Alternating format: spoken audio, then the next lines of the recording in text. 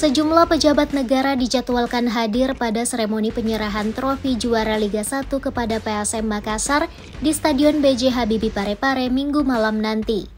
Terlihat dari beberapa deretan kursi yang telah disiapkan oleh panitia di Royal Box VVIP, yakni Menteri Pertanian Syahrul Yassin Limpo dan Menteri Olahraga Dito Aryo Tejo. Tak hanya itu, terlihat juga kursi jajaran petinggi PSSI, yakni Ketua Umum, Wakil Ketua Umum, Sekjen dan Exco, serta Dirut PT LIB.